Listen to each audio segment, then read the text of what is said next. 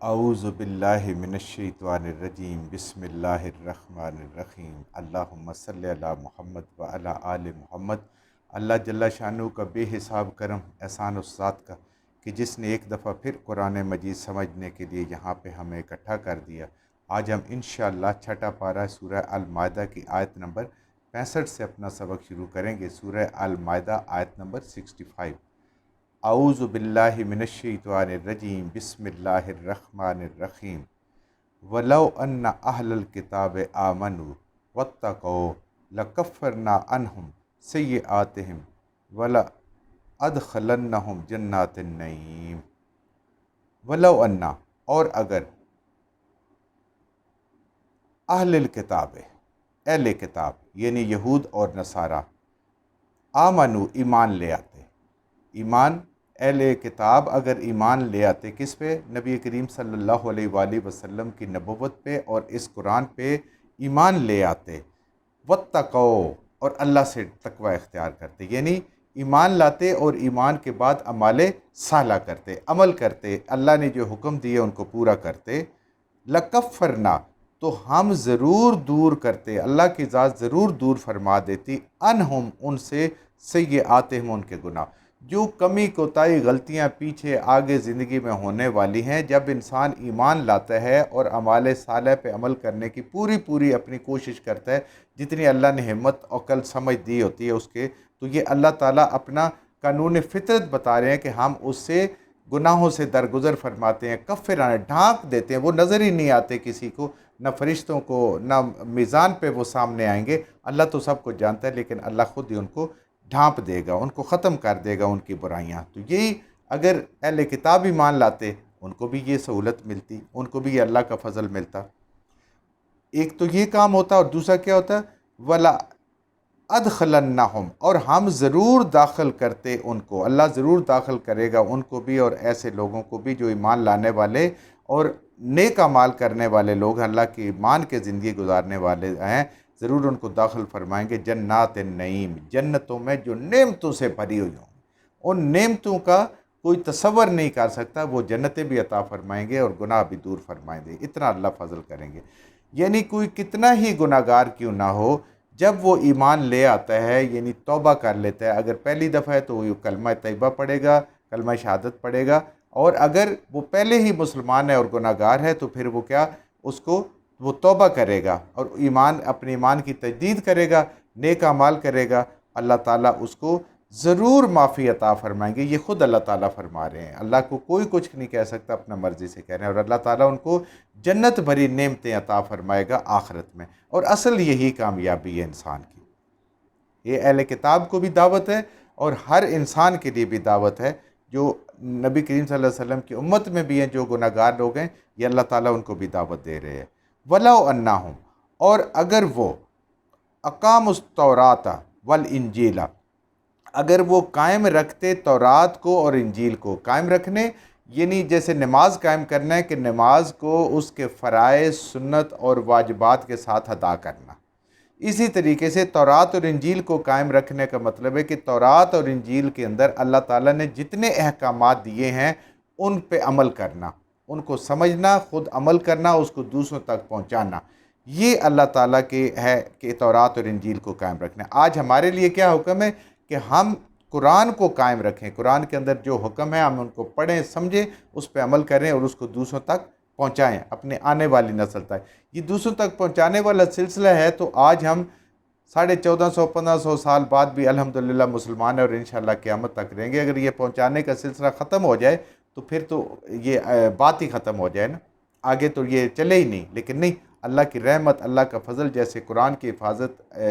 اس طرح آپ صلی اللہ علیہ وسلم کی سیرت محفوظ، یہ سلسلہ چلتا رہے گا۔ پڑھنا بھی ہے اور اس کو پڑھانا بھی ہے، اور پڑھانے کیا ہے، جتنا کس کو آتا ہے اتنے وہ بتا دے۔ ایک آیت کسی کو آتے ہے،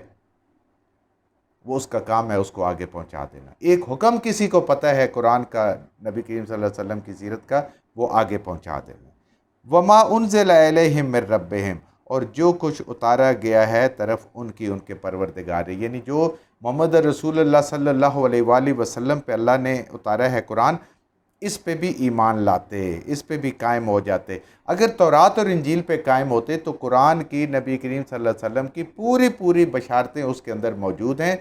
وہ اس پہ لازمی ایمان لے کے آتے، اس کو پرکھتے، اس تعلیم کے مطابق۔ اللہ تو چاہتے ہیں کہ انسان سمجھ سے، علم سے، عقل سے اس کے اوپر آئے اور پھر ایسا پکا کاربند اس پہ ہو جائے، دین پہ اور اس قرآن پہ، کہ کوئی اس کو ہٹا نہ سکے۔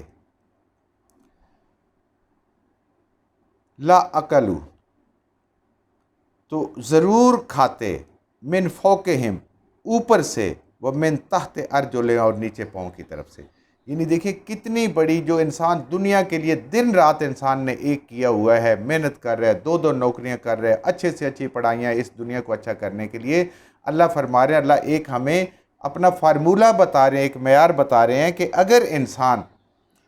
اللہ کے حکموں پہ کاربند ہو جائے قرآن کے مطابق، اہل کتاب پیچھے جیسے تورات پہ تھا، انجیل پہ تھا، اس سے پھر لازمی بات ہے وہ قرآن پہ آتے، آج قرآن اور نبی کریم صلی اللہ علیہ وسلم کی سیرت پہ کاربند ہو جائیں، تو اللہ فرماتے ہیں کہ ہم ان کے اوپر ہر طرح کی نعمتیں، وہ اوپر سے بھی اور نیچے سے بھی، یعنی آسمان سے بھی اللہ کی رحمتیں بھی اترتی، بارشیں بھی اترتی، اور زمین کے اندر سے ہر طرح کا رزق، میوے، پھل، جتنی ضرورت کی چیزیں ہیں وہ ساری نکلتی، یعنی اوپر سے اللہ کی رحمت کے خزانے بھی اترتے اور نیچے زمین بھی ان کے اوپر خزانے اگل دیتی، یعنی ظاہری طور پہ بھی ان کو فائدہ ملتا اور باطنی طور پہ بھی ان کو فائدہ ملتا، آسمان زمین کے خزانے ان کے ہو جاتے، جس کے لیے انسان دن رات ایک کر رہا ہے۔ تو جب انسان قرآن کی تعلیم پہ آ جاتا ہے تو کیا ہے، دنیا بھی مل رہی ہوتی ہے اور آخرت بھی ساتھ بن رہی ہوتی ہے۔ جب صرف دنیا کے لیے ہوتا ہے تو پھر صرف دنیا مل رہی ہوتی ہے، کیونکہ پیچھے ہم نے پڑھا ہے نا کہ جو اللہ سے دنیا کا ثواب مانگتا ہے اللہ اس کو عطا فرماتے ہیں، حالانکہ اللہ کے پاس تو دنیا اور آخرت کے سارے بدلے اسی کے پاس ہیں، سارے خزانے اسی کے پاس ہیں۔ تو اللہ فرما رہے ہیں کہ ہم ان پہ زمین آسمان کے خزانے کھول دیتے اگر وہ ایمان لیتے۔ وَمِنْهُمْ أُمَّةً مُقْتَصِدَةً، اس اہل کتاب کا خاص طور پہ یہاں پہ ذکر آ رہا ہے، اللہ فرما رہے ہیں وہ سارے ایک جیسے نہیں ہیں، اس میں اعتدال والے بھی لوگ ہیں، جو تورات کو پڑھتے ہیں، انجیل کو پڑھتے ہیں اور قرآن کو پڑھتے ہیں، پھر انہیں سمجھ آتی ہے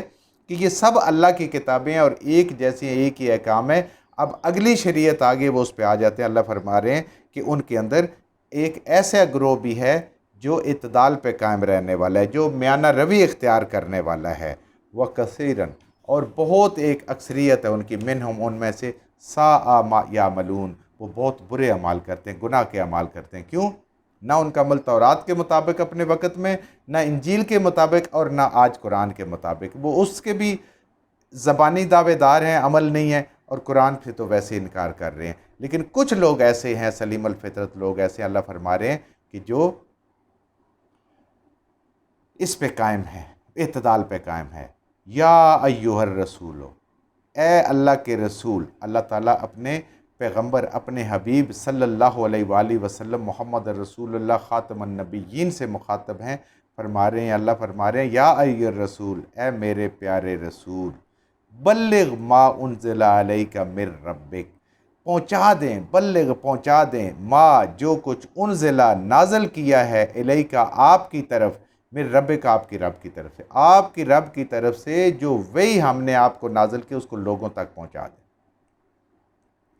جو قرآن آپ پہ ہم نے اتارا ہے اس کو لوگوں تک پہنچا دیں۔ آج ہمارے پاس یہی حکم آگے امت کو بھی آپ صلی اللہ علیہ وسلم بتا کے گئے کہ جو قرآن اور سنت دونوں وحی سے ماخوذ علم ہیں، اس پہ خود بھی عمل کرنا ہے اور اس کو غائب تک بھی پہنچانا ہے۔ تو اللہ اپنے نبی کو حکم دے رہے ہیں اور نبی کریم صلی اللہ علیہ وسلم آگے امت جو آپ کو ماننے والی اس قرآن کو اور آپ صلی اللہ علیہ وسلم پہ ایمان رکھتی ہے اس کو حکم دے رہے ہیں کہ آپ اس کو پہنچائیں، جیسے نبی صلی اللہ علیہ وسلم کا حکم ہے۔ وَإِن لَمْ تَفْعَلْ، اور اگر نہیں کریں گے آپ، فَمَا بَلَّغْتَ رِسَالَتَ، تو آپ نے رسالت کا حق ادا نہیں کیا۔ اب نبی تو ممکن ہی نہیں ہے، نہ آپ سے پہلے نہ آپ، کہ وہ رسالت کا حق ادا نہ کرے۔ یہ بات اصل میں امت کو سمجھائی جا رہی ہے کہ اے امت، صحابہ اکرام اور آپ کے بعد تابعین، تبع تابعین اور آج تک کے لوگ، اگر تم اس کو اگلی نسل تک، اگلے لوگوں تک، دنیا میں، پوری دنیا میں اس کو نہیں پھیلاؤ گے تو تم نے قرآن کا حق بھی ادا نہیں کیا اور اپنے نبی کریم صلی اللہ علیہ وآلہ وسلم کا امتی ہونے کا بھی حق ادا نہیں کیا۔ اس لیے کہ کہا آپ کو جا رہا ہے، لیکن کوئی بھی نبی ایسا نہیں ہوتا کہ جو اس کا حق ادا نہ کرے۔ نبی، اب اس کے حق ادا کرنے کے لیے نبی کریم صلی اللہ علیہ وآلہ وسلم کو اگر انسان انسان اگر آپ کی مبارک سیرت کو پڑھے تو کوئی انسان پتھر سے پتھر دل بھی ایسا ہو نہیں سکتا کہ اس کی آنکھوں سے آنسو جاری ہو ہی نہیں سکتا کہ آنکھوں سے آنسو نہ نکلے۔ آپ ایک ایک واقعات پہ غور کریں تو انسان حیران ہو جاتا ہے۔ نبی کریم صلی اللہ علیہ وسلم نے اتنی محبت کرنے والے وہ لوگ تھے، آپ صادق امین، آپ کو رشتہ داری آپ کو بادشاہ بنانے کے لیے تیار تھے، ہر طرح کی تیار تھے، لیکن لا الہ الا اللہ کے لیے تیار نہیں تھے۔ تو کیا ایک صرف شعب ابی طالب کے 3 سال کو اگر انسان تفصیل سے پڑھے کہ پورے کا پورا جو آپ صلی اللہ علیہ وآلہ وسلم کا کنبہ تھا، بنی ہاشم تھے، انہوں نے 3 سال بغیر کھانے پینے کی اجازت نہیں تھی۔ جو مکہ میں تاجر آتے باہر سے، ان کو بھی اجازت نہیں تھی کہ ان کو سامان کوئی فروخت کرتے، ایسے گزارا کیا۔ اور اس میں کون تھے؟ ہماری اماں عائشہ، ہماری اماں خدیجۃ الکبریٰ رضی اللہ تعالی عنہ، جو مکہ کی مالدار ترین خاتون سی، بلکہ بہت سارے جو بڑے بڑے سردار تھے ان سے زیادہ مالدار تھیں۔ 20 نوکرانیاں صرف خواتین تھیں آپ کے پاس جب آپ نے نبی کریم صلی اللہ علیہ وسلم کے ساتھ آپ کا نکاح مبارک ہوا، اور باقی جو خادم تھے ان کا الگ، اور جو مال تھا وہاں پہ انہوں نے بھی اس فاقوں میں زندگی گزاری۔ جناب ابو طالب جو نبی کریم صلی اللہ علیہ وسلم کا ہر طرح کا خیال رکھ رہے تھے، انہوں نے بھی وہ وہاں گزارا، جو بنی ہاشم کے سردار تھے۔ اور پھر کیا ہوا؟ سن 9 ہجری میں یہ ختم ہوا، اور 10 ہجری میں اس بھوک، تکلیف، پریشانی، اس میں اتنی تکلیفیں ہوئیں کہ دونوں ہستیاں اس دنیا سے چلی گئیں۔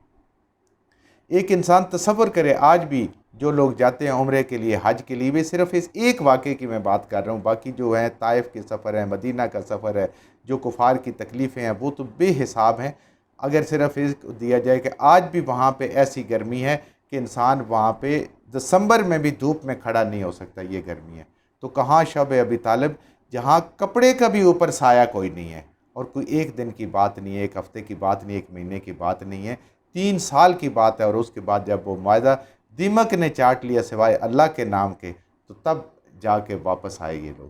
تو یہ ہے یہ دین کے لیے تھا نا۔ اگر دین سے آپ ہٹ جاتے تو وہ تیار تھے، وہ تو یہاں تک بھی تیار تھے کہ آپ ہمارے بتوں کے پاس ایک دن آ جایا کریں، ہفتے کے 6 دن ہم آپ کے اللہ کی عبادت کرتے ہیں، لیکن نہیں، اللہ کی توحید پہ کمپرومائز ہو ہی نہیں سکتا۔ تو ایک ایک چیز کو تو اللہ فرما رہے ہیں کہ اگر آپ نے یہ بات لوگوں تک نہیں پہنچائی تو آپ نے رسالت کا حق ادا نہیں کیا۔ آج الحمدللہ ہمیں ساری دنیا کی سہولتیں اور آسائشیں موجود ہیں، لیکن آج دین کا کتنا کام ہو رہا ہے، قرآن کو کتنا سمجھا اور سمجھایا جا رہا ہے، سیرت مبارک کو کتنا پڑھا جا رہا ہے، ہماری تو اولادوں کو بھی نہیں پتہ سیرت کیا ہوتی ہے۔ یہ بڑی ہی صورتحال ٹھیک نہیں ہے، بڑی مشکل صورتحال ہے، اللہ ہمیں اس سے نکالے۔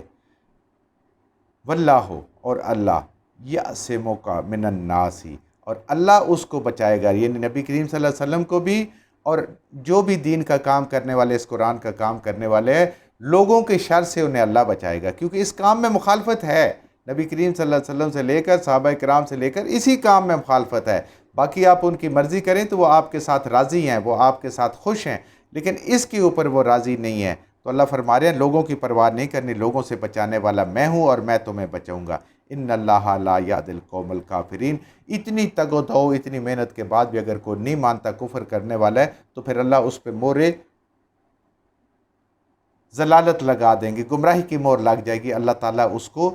عطا نہیں فرمائیں گے ہدایت کا راستہ۔ کیوں؟ اس کے سامنے ساری چیز آگے، حق اس کے سامنے پہنچا دیا گیا، اور دل سے اس نے مان بھی لیا کہ حق یہی ہے، لیکن اس کے باوجود اگر نہیں مانا تو پھر اللہ کی طرف سے ہدایت کا راستہ بند ہو جاتا ہے۔ اللہ تعالیٰ ہمیں عمل کی توفیق عطا فرمائے۔ جو کچھ ہم نے صحیح پڑھا اللہ ہمارے ذہنوں میں، دلوں میں بٹھا دے، جہاں جہاں پڑھتے بولتے ہم سے غلطی ہوگی اللہ ہمیں معاف فرما دے، اور ان غلط باتوں کو ہمارے ذہنوں سے، دلوں سے اللہ کی ذات نکال دے۔